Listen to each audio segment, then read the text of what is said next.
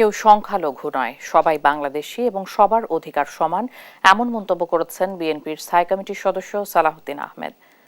জানান, দেশে সাম্প্রদায়িক সম্প্রীতি বজায় থাকবে, এটিই চায় বিএনপি। সকালে জাতীয়তাবাদী ওলামা দলের ৪৫তম প্রতিষ্ঠাবার্ষিকী উপলক্ষে বিএনপির প্রতিষ্ঠাতা জিয়াউর রহমানের সমাধিতে শ্রদ্ধা জানিয়ে এসব কথা বলেন তিনি। গণবিপ্লবের আকাঙ্ক্ষাকে ধারণ করে সমৃদ্ধ বাংলাদেশ গড়ে তোলার আহ্বান জানান সালাহউদ্দিন আহমেদ। বিদেশে বসে দেশে অস্থিরতা সৃষ্টির ষড়যন্ত্র চলছে উল্লেখ করে তিনি বলেন, পতিত সরকারের দোসরদের চক্রান্ত সফল হতে দেয়া হবে না।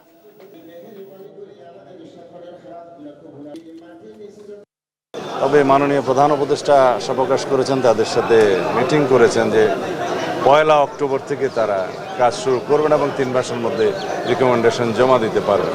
তা আমরাও আশা করি তারা তাদের কাজগুলো সফলজনকভাবে সমাপ্ত করতে পারবেন। আমরা আমাদের দলের পক্ষ থেকেও আমরা সকল কমিশনে আমরা আমাদের সুপারিশসমূহ প্রদান করব। বিদেশে বসে পতিত স্বৈরাচারের ফেসিবাদের যিনি দণ্ডমুণ্ড, তিনি অপারেট করছেন বাংলাদেশের ভিতরে যাতে অস্থিরতা সৃষ্টি করা যায়, কিন্তু বাংলাদেশের মানুষ কোনো রকমের ষড়যন্ত্রকে বাস্তবায়ন হতে দিবে না।